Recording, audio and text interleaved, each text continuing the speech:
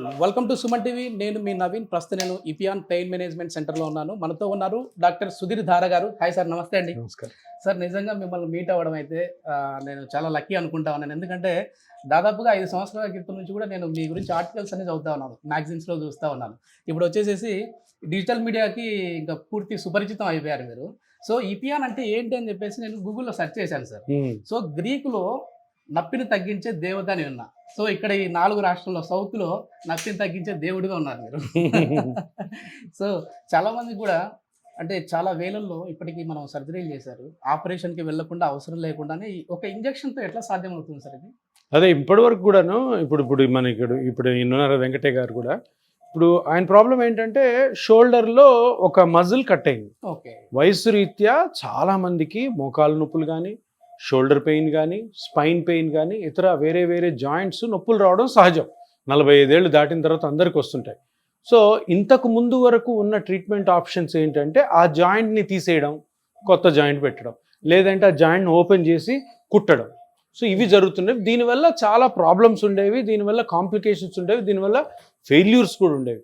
ఇప్పుడు కొత్తగా వచ్చిన ట్రీట్మెంట్ ఏంటంటే మీరు ఏ జాయింట్ అయితే దెబ్బతినిందో ఆ జాయింట్ మీరు పరీక్ష చేసి స్కానింగ్ చేసుకొని ఇక్కడున్న ఈ మిషన్లో చూసి ఎక్కడైతే ఇంజురీ అయింది, ఎక్కడైతే కట్ అయింది, ఎక్కడైతే డ్యామేజ్ అయింది కనుక్కొని అక్కడ మన బ్లడ్లోని ఓన్ ప్లేట్లెట్స్ ఉంటాయి. ఆ ప్లేట్లెట్స్ మీద గ్రోత్ ఫ్యాక్టర్స్ ఉంటాయి. ఆ గ్రోత్ ఫ్యాక్టర్స్ని చిన్న ఇంజెక్షన్ తోటి ఈ స్కానింగ్ పద్ధతిలో కనుక్కొని ఆ మజిల్ అయితే ఏదైతే కట్ అయిందో, లేదంటే మోకాలు అయితే మోకాల్లో గుజ్జు ఎక్కడైతే అరిగిందో అక్కడ ఆ సెల్స్ని వదలడం ద్వారా మళ్ళీ కంప్లీట్గా రికవర్ అవుతుంది అనమాట. ఇది ఒక 30-40 సంవత్సరాల క్రితమే ఉంది, కానీ దీన్ని ఫేమస్ చేయలే, పాపులర్ చేయలే. ఇది నేను 2017లో దీని మీద చాలా రీసెర్చ్ చేసి ఈ ట్రీట్మెంట్ తోటి మనం ఈ ఆపరేషన్లన్నీ ఆపే ఆస్కారం ఉంటుంది. ఇప్పుడు వెంకటయ్య గారు ఉన్నారు, ఆయనకి ఆపరేషన్ అంటే ఇష్టం లేదు, ఎవరికి ఇష్టం ఉండదు. నిన్ను ఆపరేషన్ చేస్తాను, ఆపరేషన్ థియేటర్లో కోసం అంటే ఎవరు మనం భయపడతాము, సెకండ్ ఒపీనియన్కి వెళ్తాం. ఇప్పుడు ఎవరు కూడా ఆపరేషన్ గురించి ఆలోచించాల్సిన అవసరం లేదు. ఈ plasma therapy are PRP therapy తోటి ఏ జాయింట్ కానీ, ఏ స్పైన్ కానీ, ఎక్కడ ఏ డ్యామేజ్ ఉన్నా కూడాను న్యాచురల్గానే మీ ఓన్ బ్లడ్తోనే మనం రికవర్ చేసుకోవచ్చు. ఎన్ని సిట్టింగ్స్ ఉంటాయి సార్ ఇది? సిట్టింగ్స్ అనేది అంతా కూడాను డ్యామేజ్ని బట్టి ఉంటుంది. ఇప్పుడు వెంకటయ్య గారికి మనం చూసినట్టయితే ఈయనకి ఒక మోడరేట్ లెవెల్లో ఇక్కడ సుప్రాస్పైనటస్ రొటేటరీ కఫ్ అని ఉంటుంది. ఆ మజిల్ పని ఏంటంటే చేయి పైకెత్తాడు, ఇట్లా పైకెత్తి మనం పనులు చేస్తూ ఉంటాం కదా. సో ఆ మజిల్ మనం ఈ పైకెత్తున్నప్పుడు ఓల్డ్ ఏజ్లో కానీ, షుగర్ ఉన్న పేషెంట్స్లో కానీ కారణాలు లేకుండా లేదంటే దెబ్బ తగిలితే అది కట్ అవుతుంది అన్నమాట. ఆ కట్ ఎంత అయిందని మన స్కానింగ్లో ఫస్టే ఇంజెక్షన్కి ముందే నిర్ధారించి దాని ప్రకారం సిట్టింగ్స్, ఈయనకి ఇప్పుడు 3 సిట్టింగ్స్ ఉన్నాయి, ఇది సెకండ్ సిట్టింగ్ అనమాట. సో ఈ సెకండ్ సిట్టింగ్లో మనము ఆయన బ్లడ్లోని సెల్స్ని తీసుకున్నాం ఆల్రెడీ. ఆ సెల్స్ని ఇప్పుడు మనం ఇక్కడ ఇంజెక్ట్ చేయబోతున్నాం అనమాట. సో ఇంజెక్ట్ చేసిన తర్వాత అందరూ ఏమనుకుంటారంటే ఇంజెక్షన్ చేయగానే అంతా అయిపోతుంది, నేను వెళ్ళిపోయి మళ్ళీ పనులు చేసుకోవడం కాదు, చాలా జాగ్రత్తలు ఉంటాయి. నా జాగ్రత్త ఏంటంటే ఇప్పుడు ఈయనకి ఇంజెక్షన్ చేసిన తర్వాత మళ్ళీ 15 రోజులకి పిలిచినప్పుడు మళ్ళీ స్కానింగ్ చేసి అది కరెక్ట్గానే అతుక్కుంటుందా, కరెక్ట్గానే అది స్ట్రెంగ్తన్ అవుతుందా లేదా అన్న విషయం మనం తప్పకుండా గమనించాలి. అది చూసి ఇప్పుడు వెంకటయ్య గారికి కూడా చెప్పాలని, చూసారా మీది ఇంత ఇంప్రూవ్ అయింది, ఇంకా ఇంప్రూవ్ అవ్వాలి. ఇదంతా స్లో ప్రాసెస్, అంటే టకామన్ మ్యాజిక్లా మంత్రంలాగా ఏం జరగదు. ఆ మజిల్ని మళ్ళీ ఇంప్రూవ్ చేసుకోవాలి. ఇంప్రూవ్ చేసుకోవడం కొన్ని చిన్న తప్పులు కూడా పేషెంట్స్ చేస్తుంటారు, అది మళ్ళీ కరెక్షన్ చేసుకోవాలి. మనం కరెక్షన్ చేసుకొని అట్లాగా ఎంత మటుకు అయితే దెబ్బతినిందా ఆ మజిల్ అన్ని సిట్టింగ్స్ ఉంటాయి. ఒకటి సింగిల్ సిట్టింగ్లో అవచ్చు, ఒక 2 అవ్వచ్చు, 3 అవ్వచ్చు, 4 అవ్వచ్చు అనమాట. సార్, చాలా వరకు కూడా పిఆర్పి ట్రీట్మెంట్ చేసే వాళ్ళ సంఖ్య పెరిగిపోయింది. ఎందుకంటే మీ శిష్యులే చాలా మంది ఉన్నారు, వేల సంఖ్యలో. సో వేరే చోటికి మనకున్న డిఫరెన్స్ ఏంటి సార్? అంటే ఒకటి ఏంటంటే ఇప్పుడు ఒక మంచి పని స్టార్ట్ చేసినప్పుడు మనల్ని ఫాలో అవుతారు చాలా మంది, కానీ ఒకటి మీరు గమనించాల్సిందంటే అన్ని చోట్ల కరెక్ట్గా ట్రీట్మెంట్ జరుగుతుందని మనము చూసుకోవాలి ముందే. అంటే అక్కడ కరెక్ట్ ఆ డాక్టర్ గారికి ఎక్స్పీరియన్స్ ఉందా, అక్కడ ఎక్కువ కేసెస్ జరుగుతున్నాయా, అక్కడ సక్సెస్ రేట్ ఉందా లేదా, అక్కడ ఫాలోఅప్ బాగుందా, వాళ్ళు ఇట్లాంటి మిషన్స్ చూస్ చేస్తున్నారా, ఆపరేషన్ థియేటర్లో చేస్తున్నారా, ఎంత ఎక్స్పీరియన్స్ ఉంది, ఎంతమంది పేషెంట్స్ బాగా అయ్యారు, ఆ ఇన్ఫ్రాస్ట్రక్చర్ బాగుందా లేదా అన్ని గమనించేసేస్తుంది. ఎందుకంటే ఇప్పుడు ప్రతి ఊర్లో కూడా స్టార్ట్ అయ్యి ఎక్కడైనా మీరు సరైన ఎక్స్పీరియన్స్ లేని డాక్టర్ దగ్గర, సరైన సిస్టమ్ లేని హాస్పిటల్లో చేయించుకుని మీకు మంచి జరగకపోగా చెడు జరిగే అవకాశాలు కూడా ఉంటాయి. అందుకని ఎప్పుడు కూడా selection of the doctor, selection of the hospital అనేది చాలా చాలా ఇంపార్టెంట్. నేను ప్రతి ఇంటర్వ్యూలో చెప్తుంటాను, మనం ఇది హెల్త్కి సంబంధించింది. మనం ఏదో ఒక సబ్బు కొనుక్కోవడము లేదంటే మనం ఏదో ఫేస్ క్రీమ్ కొనుక్కోవడము కాదు. సో మనం ఎప్పుడు కూడా హెల్త్ గురించి ఏదన్నా ప్రొసీజర్ చేయించుకోవాలనుకున్నప్పుడు చాలా చాలా జాగ్రత్తగా ఉండాలి. ఒక 4-5 అడగాలి. అడిగిన తర్వాత ఆ డాక్టర్ గారిని కలిసినప్పుడు మీకు కూడా కాన్ఫిడెన్స్ రావాలి. ఓకే, ఈ డాక్టర్ గారు చేయగలరు, ఈయన దగ్గర అంత ఎక్స్పీరియన్స్ ఉంది అని నమ్మి అటువంటి ప్లేసెస్లో చేసుకోండి. ఏదో మా ఇంటి దగ్గర ఉంది, మా వీధిలో ఉంది, మా హాస్పిటల్లో 2 ఉన్నాయి, వాళ్ళు కూడా చేస్తున్నారు కదా అని దీన్ని చేయడం వల్ల మీకు చెడు జరగచ్చు. ప్లస్ ఆల్సో ఈ ట్రీట్మెంట్ మీద నమ్మకం పోతుంది జనాలు. అందుకని చాలా జాగ్రత్తగా ఉండాలి. ఒకసారి లైవ్ లో ట్రీట్మెంట్ ఎట్లా ఉంటుంది చూద్దాం సార్. వెంకటయ్య గారు ఇప్పుడు మనకి ఇది 2వ సిట్టింగ్ కదా. Okay, platelet rich plasma. ఇప్పుడు ఇక్కడ చూసారా వెంకటయ్య గారి బ్లడ్ లోంచి తీసిన పిఆర్పి అనమాట. కింద ఎర్రగా ఉన్నదేమో ఆర్బిసి, అది మనకు అవసరం లేదు. పైన ఎల్లోగా ఉంది చూడు, ఎల్లోది కూడా అవసరం లేదు. ఎల్లోకి రెడ్కి మధ్యలో ఉంది చూసారా, అది అనమాట పిఆర్పి. ఇప్పుడు దాన్ని నేను పికప్ చేస్తాను. అలా నీడిల్ అక్కడ వరకు పోయి. సో ఇప్పుడు ఇది వెంకటయ్య గారి బ్లడ్లోంచి తీసిన పిఆర్పి అనమాట, ఆర్ ప్లాస్మా అనొచ్చు, గ్రోత్ ఫ్యాక్టర్ థెరపీ కూడా అనొచ్చు. సో ఇది ఇప్పుడు ఎక్కడైతే ఆయన మజిల్, నేను ఒకటి చెప్పాను సుప్రాస్పైనైటిస్ అని, రొటేటరీ కఫ్ అని, ఆ మజిల్ ఎక్కడైతే బ్రేక్ అయిందో అది చూపిస్తాను మీకు. అక్కడ దీన్ని రిలీజ్ చేయాలి. ఎక్కడంటే అక్కడ రిలీజ్ చేశారనుకో వేస్ట్ అయిపోతుంది. తప్పకుండా ఈ గ్రోత్ ఫ్యాక్టర్ కణాలు ఆ మజిల్ కట్ అయిన చోటే రిలీజ్ చేయాలా.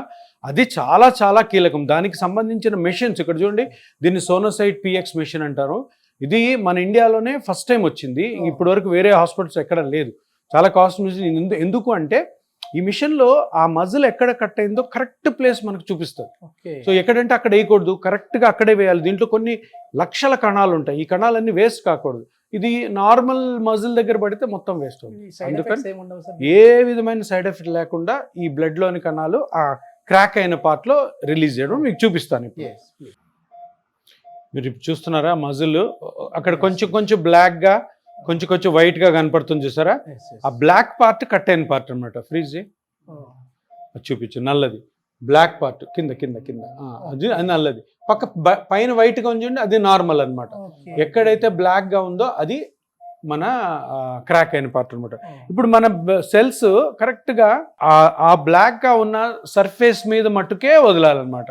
మీరు ఎక్కడంటే అక్కడ వదిలితే వేస్ట్ అయిపోతుంది మళ్ళీ. సో నేను ఫస్ట్ ఇప్పుడు ఇది లోకల్ అనెస్థీషియా అనమాట. అంటే ఈ నొప్పి, ఈ చిన్న ఇంజెక్షన్ కూడా నొప్పి ఉండకుండా ఉండడం కోసము మనము ఈ ఇంజెక్షన్ ఇస్తాం. చిన్న ఇంజెక్షన్ అండి వెంకటయ్య గారు, చిన్న ఇంజెక్షన్, చిన్న చీమ కుట్టినట్టు ఉంటుంది అంతే.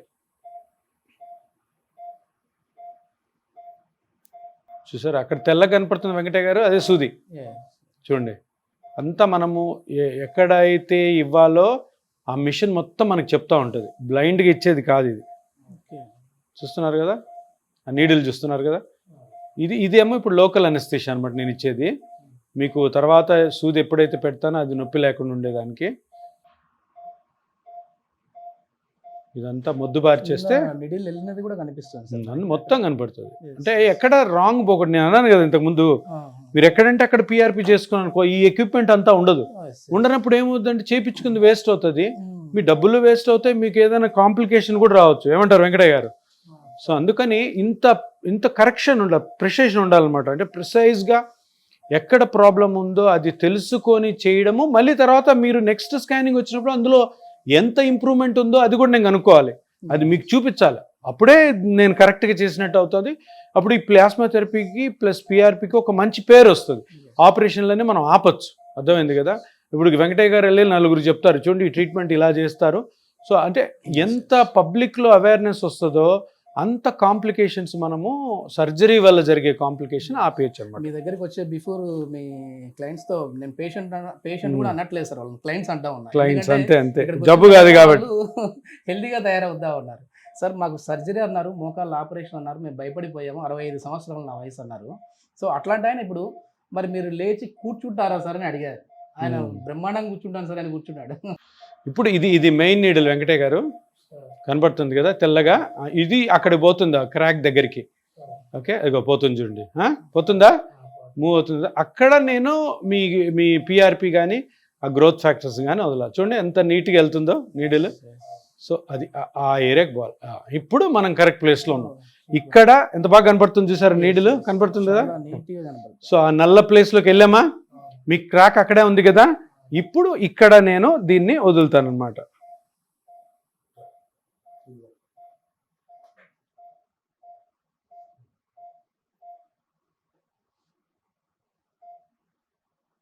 ఇది మీ పిఆర్పి. ఈ పిఆర్పిని కరెక్ట్గా అక్కడ వదిలి వచ్చేసేయడం, ఇంకా మనం వేరే పనే లేదు. ఇంకా అది చూసుకుంటుంది అనమాట. మీ బ్లడ్లో సెల్స్ ఉంటాయి కదా, ఆ సెల్స్ ఎట్లా పని చేయాలి, దాన్ని ఎట్లా హీల్ చేయాలా అని చూసారా. ఇప్పుడు చూడండి నీడిల్ కనపడుతుంది. ఓకే, ఇప్పుడు ఇంజెక్ట్ చేస్తున్నాను. చూసారా కదులుతుంది చూడండి. ఇంజెక్ట్ చేస్తుంటే కదులుతుంది, అది లావ్ అవుతుంది. అంటే అక్కడికి మన గ్రోత్ ఫ్యాక్టర్స్ అన్నీ రిలీజ్ అవుతున్నాయి అనమాట. చూడు నీడిల్ కలుపుతున్నాను. సో అదంతా స్ప్రెడ్ చేపిస్తున్నాను అక్కడ.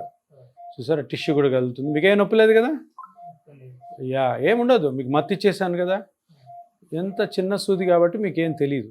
సో ఈ నెక్స్ట్ టైం వచ్చినప్పుడు ఈ ఇంజెక్షన్ ఏదైతే చేశానో దాని ఎఫెక్ట్ ఈ స్కానింగ్లో తెలుస్తుంది అనమాట.